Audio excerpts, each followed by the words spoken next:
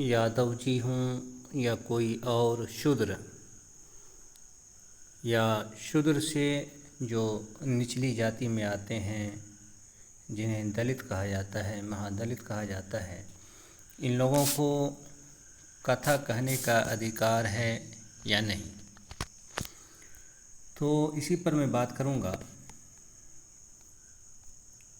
ये जो पुस्तक खुली हुई है, इस पुस्तक का नाम है स्कंद पुराण द्वितीय वैष्णव खंडम, यानी कि स्कंद पुराण का वैष्णव खंड है।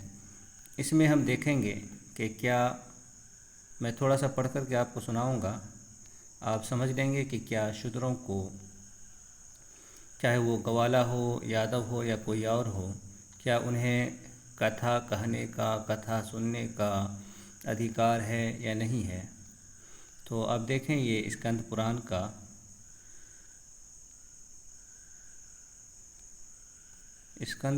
का कौन सा ये था, वैष्णव खंड, और अध्याय होगा मेरे ख्याल से 19 या 20 है, देख लेता हूँ। तो यहाँ से फिर आपको मैं दिखा रहा हूँ, 123 पेज पे है।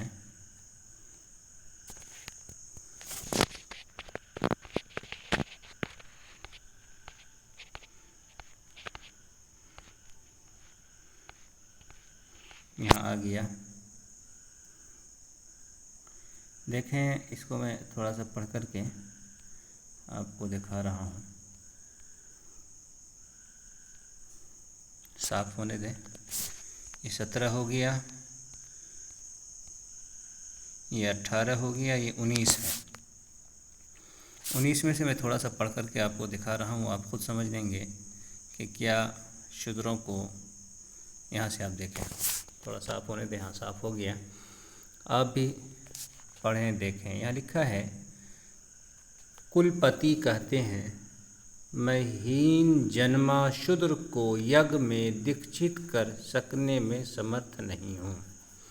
या देखें, हीन जन्मा शूद्र, हीन जन्मा नीच जन्म वाला, तो शूद्र का जन्म हीन, वो नीच जन्म ही से शूद्र है।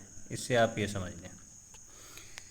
एक कहानी ऊपर से चली आ रही है, मैं चूँकि बहुत मुख्तसर और छोटी वीडियो बनाता हूँ, इस वजह से पूरी कहानी नहीं कर सकता। आपको देखना है तो कहानी देख लें। यदि तुम्हारी बुद्धि इस प्रकार प्रशस्त हो गई है, तब तुम सेवा में निरत हो जाओ।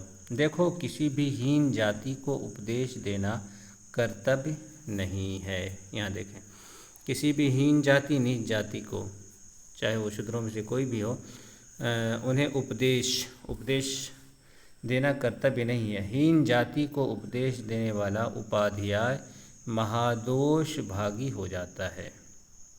आगे देखें, कोई भी बुद्धिमान ब्राह्मण हीन जाति शूद्र का अध्यापन, मौलिम, अध्यापन कहते हैं मौलिम को, उस्ताद को। तो कोई भी बुद्धिमान ब्राह्मण हीन जाति शूद्र का अध्यापन अथवा यजन कार्य नहीं करे। आप देखें, यहाँ आगे क्या लिखा है, व्याकरणादि, व्याकरण बोलते हैं ग्रामर को, नहव सर्फ को, कवायद जिसको हम बोलते हैं, कायदा कवायद, तो ये हो गया। तो कवायद उसे ना पढ़ाए, जो ज़बान के सीखने के लिए जो अहम चीज़ होती है, तो ये चीज़ भी उसे ना बताए। तो व्याकरण आदि अगर ना पढ़ाए तो इसका मतलब हो गया कि उसकी ज़बान अपनी होगी, उसे कोई ज़बान का भी इल्म ना होना चाहिए। यहाँ तक कि काव्य कहते हैं शायरी को, नाटक कहते हैं ड्रामा को, अलंकार बोलते हैं बलागत को, पुराण एक धार्मिक ग्रंथ है, इतिहास भी धार्मिक ग्रंथ है, जैसे महाभारत होगी, इसी तरह से आपको रामायण वगैरह है। तो पुराण इतिहास भी शूद्र को कभी ना पढ़ाए। तो ये चीज़ हो गई। अब देखें, नीचे थोड़ा सा देख लें, मैं ये पढ़ कर के बात ख़त्म कर दूंगा, 5 मिनट होने वाला है। यदि कदाचित कोई विप्र शूद्र को इन सब शास्त्र का उपदेश देगा, तब इस ब्रह्म संकुल ग्राम से विप्रगण उसे भगा देंगे।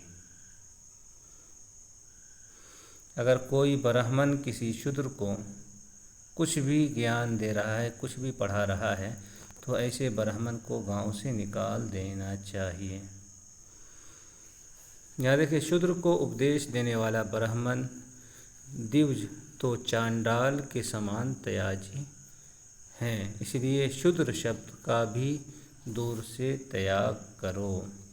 मनु आदि शास्त्रकारों ने द्विज की सेवा ही शूद्र धर्म कहा है।